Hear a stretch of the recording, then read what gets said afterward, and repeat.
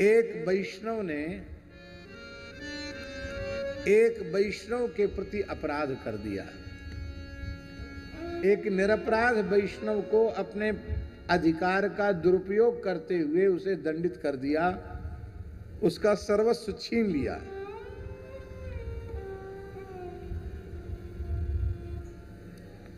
और वो गोसाई जी का शिष्य था, गोसाई विठलनाथ जी, और दोनों ही गोसाई विठलनाथ जी के शिष्य थे।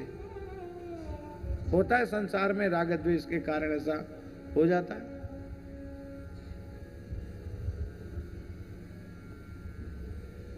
ऐसा होता है।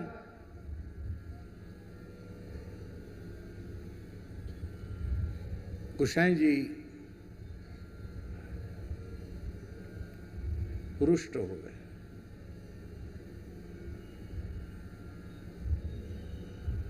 भाई कोई गलती होती दंडित किया जाता, ठीक था। बिना गलती के छोटी सी बात और बात का बतंगड़ बना करके और उसको दंडित किया।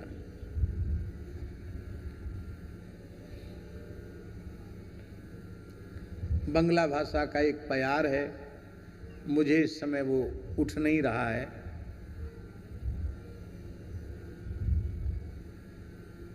उस बंगला भाषा के प्यार का अर्थ है, शायद सुधानंद जी को याद होगा,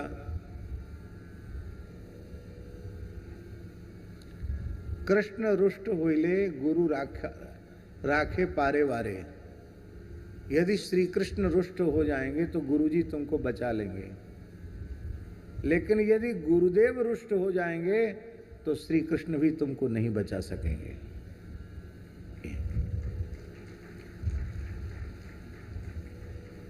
उस प्यार का ये अर्थ है, हिंदी अर्थ है।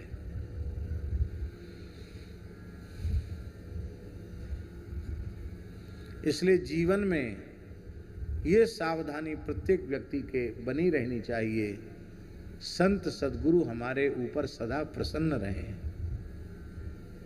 उनकी प्रसन्नता ही सर्वोपरि है।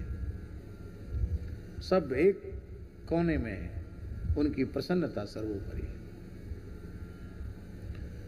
गुरुजी नाराज हो गए, गुरुजी के नाराज होने का मन ही मन रुष्ट हुए, उन्होंने कुछ कहा नहीं, पर उसका परिणाम ये हुआ कि वो जो व्यक्ति जो इतना बड़ा आदमी था, उसका पद चला गया, प्रतिष्ठा चली गई, अधिकार चला गया, वो भी सड़क पे आ गया।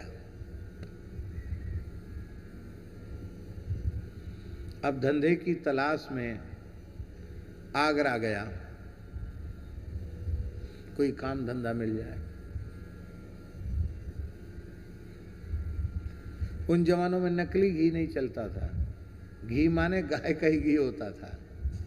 एक बढ़िया पंडित जी की दुकान थी मिठाई की, बढ़िया करारी करारी जलेबी सिक्के आ रही थी। अब पैसा तो था नहीं, लेकिन था तो वैष्णव। वो जलेबी देख के उसके मन में मनोरथ हुआ कि ऐसी सुंदर करारी, सुंदर घी की सुगंध से युक्त जलेबी तो हमारे ठाकुर श्रीनाथ जी के योग्य हैं। यद्यपि वो जानता था कि बाजार की वस्तु श्रीनाथ जी को भोग नहीं लगती, लेकिन भाव विह्वल हो गया। बोले हमारे पास यदि सामर्थ्य होती तो हम गोसाई जी से कहते कि हमारे ओर से ठाकुर जी को जलेबी का मनोरथ कराया जाए, जलेबी भोग धराया जाए। पर क्या करें, हमारे तो खाने के लाले पड़ रहे हैं। रोने लग गया। भाव विह्वल होकर उसने हाथ जोड़कर मन ही मन उस गरम गरम जलेबी का भोग श्रीनाथ जी को लगा दिया। ध्यान में ही बात।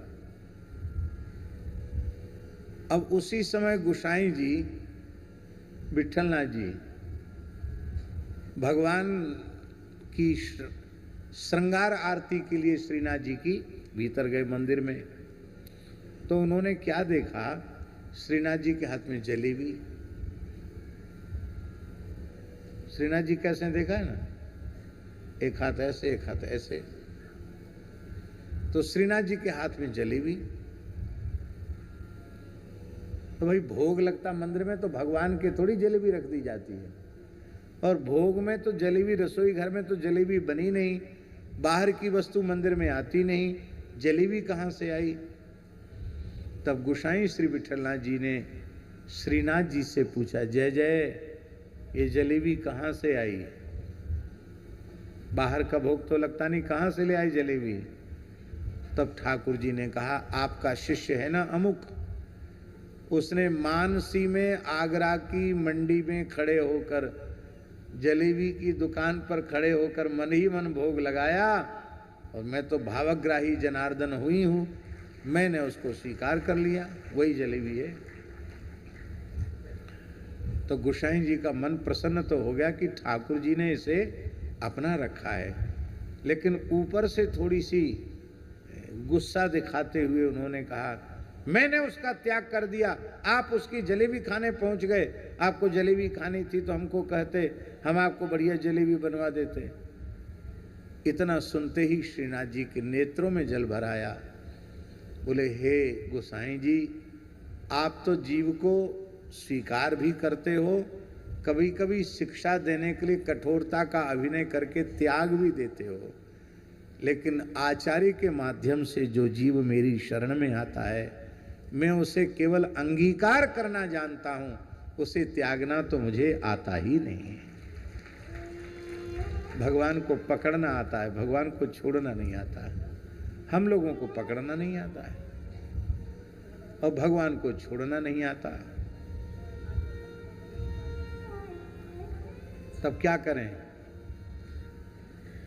तब हम दूसरे को न पकड़ें, बस इतना काम करें। स्वामी जी, जो हम शरीर संसार को पकड़ रहे हैं ना, इसको पकड़ना छोड़ दें। तो भगवान ने तो पकड़ ही रखा है। समस्या वहां है कि हम अपनी तरफ से शरीर संसार को पकड़ रहे हैं, वही समस्या है। ये पकड़ना छोड़ दो, पकड़ना छोड़ दो तो भगवान ने तो हमें पकड़ ही रखा है। इतने से ही काम बन जाएगा। नानुसंधत्त एतानि गोविंद परिरंभिता। इसलिए भगवान ने मजबूती से पूतना के पयोधर को पकड़ा।